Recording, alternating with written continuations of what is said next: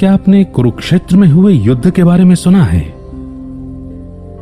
कहते हैं धर्म स्थापना के लिए लड़े गए उस युद्ध में इतने लोगों की जान गई थी कि वहां की मिट्टी रक्त से लाल हो गई थी।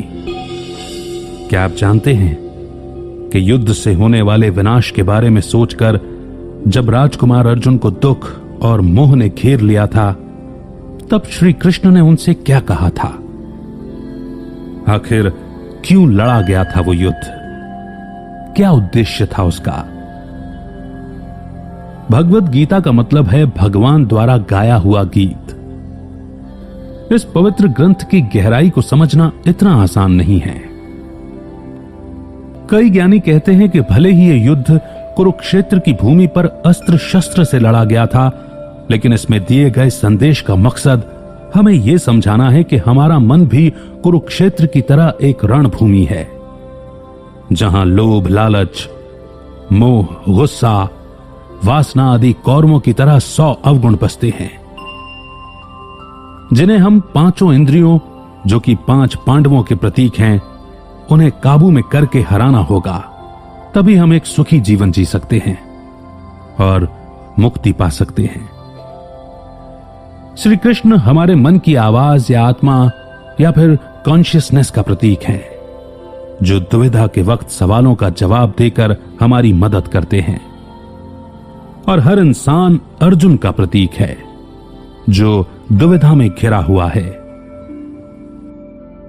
श्रीमद् भगवत गीता मात्र उपदेश नहीं देती, बल्कि इंसान को जीवन जीने का सही तरीका सिखाती है। यह अमृत रूपी ज्ञान किसी एक धर्म तक सीमित नहीं है।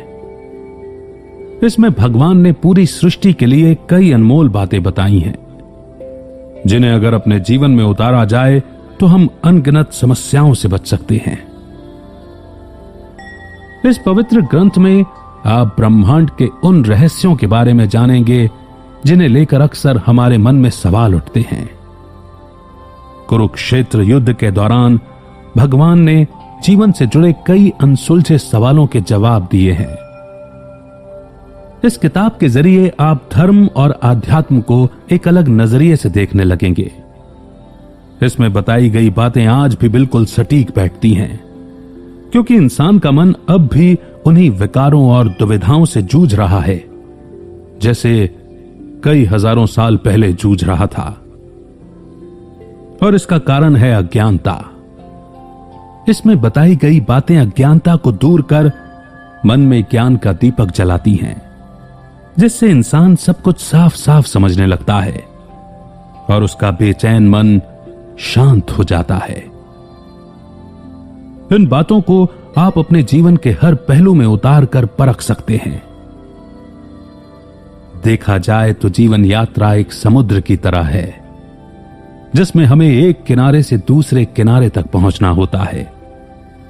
तूफान और लहरें वो चुनौतियां हैं जिनका सामना हमें इस सफर के दौरान करना पड़ता है।